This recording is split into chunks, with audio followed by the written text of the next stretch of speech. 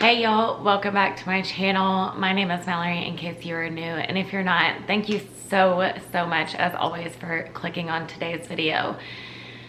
So unfortunately, today, as you can tell by the title, is not a video that I wanted to put up, nor is it planned.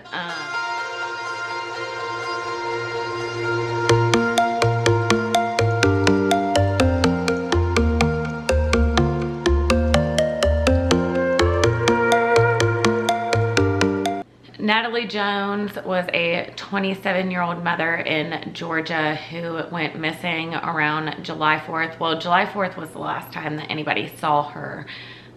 She was at a party. If you don't know, she was at a party in Alabama for July 4th celebration, and she was on her way home and nobody heard from her. I did a video and I'll link it up here about her case if you want to go check it out, see if you know anything, or if you're around that area, maybe you have some clues or some info that you can pass along to the law enforcement. I did do a video on her because if y'all don't know, I do live in Georgia, so it's just very close to my heart, you know. Her phone was actually last pinged in Franklin, Georgia. It was around 4:30 in the morning. I actually got well, not a ton, but I got a few comments on Natalie's video that I did that she was found. And at the time that everybody was commenting, I was actually watching Adventures with Purpose. They're over here on YouTube. It's crazy because I have never heard of this channel before, but they were doing a live, and for some reason, YouTube recommended that channel to me. So I clicked on it and it was them doing a live search.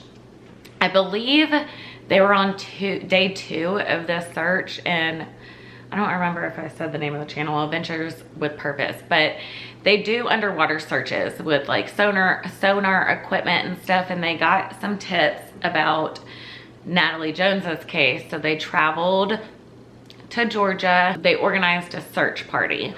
So this was, like I said, day two, and they were actually searching the pond area, so they did not discover Natalie's car, but they were searching the pond areas when they heard through, I believe, the police scanner, they heard that a hot pink car was found in the woods. So they went to that area, and sure enough, Natalie's hot pink car was in the woods. And unfortunately, there was a body in the vehicle. Natalie's family did confirm that it is Natalie. Now, of course, officials from the coroner's office are gonna have to release that statement, but you guys, this is heartbreaking. Like, last night it completely consumed my thoughts, and it's just crazy. Like, I don't understand how, obviously the law enforcement knew that that was where her vehicle was last pinged. Well, her cell phone was last pinged in Franklin, Georgia. After it pinged, it was turned off. They got no more pings after 4:30 in the morning on July 5th. And they did do searches. They did ground searches, dive searches, all of that, helicopter searches, and they did not see Natalie's car. Now, there's a few conflicting reports because the rumors in this case of what happened or what they found is going crazy, you guys. Some people said that the neighbors said that they didn't even see Natalie's car. Like, it was not there a couple of days ago. It just popped up. Another source or another individual says that Natalie's car was stored in a shed and then it got released out into the woods. Law enforcement, I believe they did say, I saw a few reports conflicting different statements, but some reports said that law enforcement does say that her car wasn't there for a while, like it just got planted there not long ago. I don't know, you guys, this is heartbreaking. When people find missing people cases, I have conflicting feelings when they find the person not alive. on one hand, I'm happy that the family has closure and they can, you know, not wonder what happened to their loved ones anymore, because I'm sure just the unknown is complete torture. But on the other hand, that's like official, you know what I mean? That's final. Like, there's no more hope after that. At least when they're missing, you still have that like little sliver of hope. At least I would, just that little bit of hope. But now it's just gone, and her death is being investigated. Officials have not released, you know, obviously anything about it, so it is being under investigation. Sure, they're gonna do an autopsy to figure out more. But I did also want to touch on a couple of comments on her case that I had put out that she was missing. So a couple of people said that the family wants her ex-boyfriend investigated. Now, I did find, basically, I don't know. I have a hard time believing the media because, you know, they put out, in my opinion, they put out what they want the public to know. And sometimes that's not necessarily always the truth. But not saying that in this case. I'm just saying sometimes I find the media not 100% credible. But family did say that they want her ex-boyfriend, Jonathan Lawrence, investigated. Well, they want officials to take a second look at him. Now, he is in jail right now. At this present time, at least the other day when I looked, he was still in jail.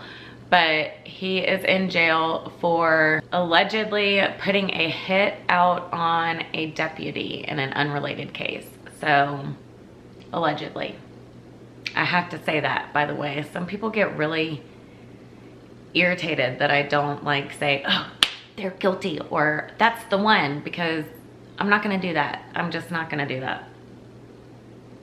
Now, when I get like hardcore facts, it does not sound good what is being told, because officials said that they did talk, or family says that that Jonathan and Natalie spoke the day before she went missing and the day she went missing. According to court documents, Mr. Lawrence was also arrested the beginning of this year for DRUG trafficking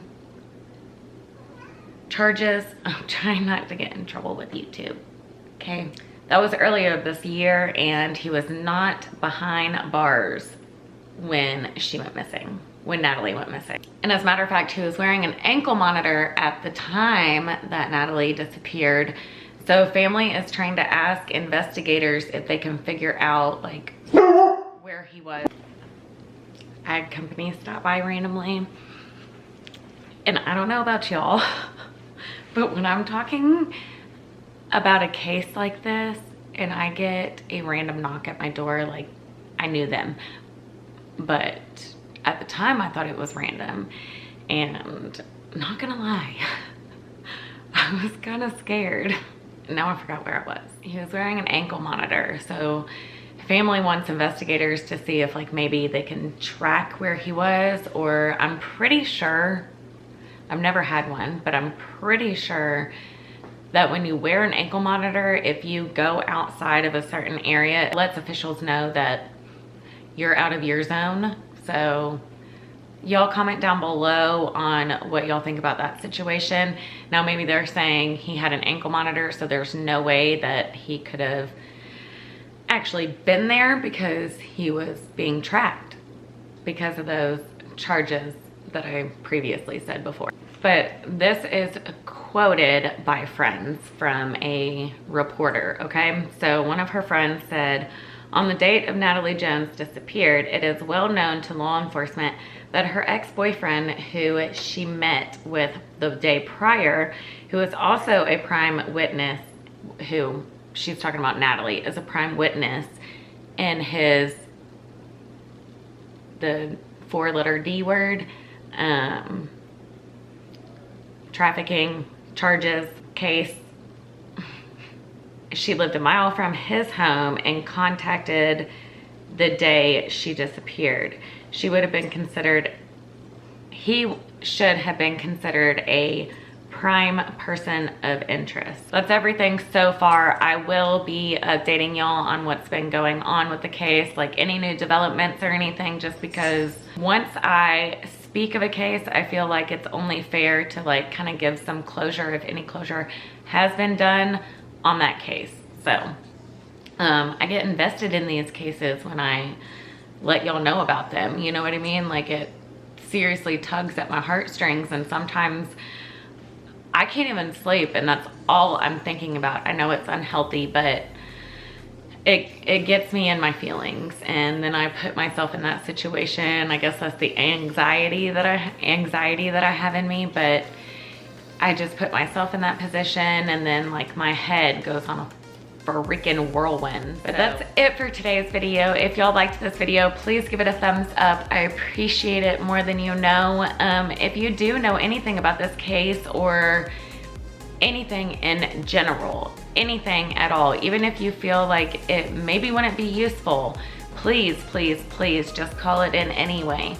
You can contact Dan Boswell at the Heard County Sheriff's Department at 706-675-3329. I'm happy that the family got some sort of closure, not on the whole case, because obviously there's still so much more that needs to be known and said, but they did find her. My heart breaks for her family and her kids, and you guys just send good vibes and prayers, whatever it is y'all believe in, to Natalie's family and her friends, and just send them all the strength and comfort that you can possibly give them. I know I definitely am every single day. Rest in peace, Natalie. You were a beautiful, beautiful woman, and your life was cut way too soon. So again, like this video, subscribe to my channel if you haven't already. Thank you so very much. I will see y'all in my next video. Bye, y'all.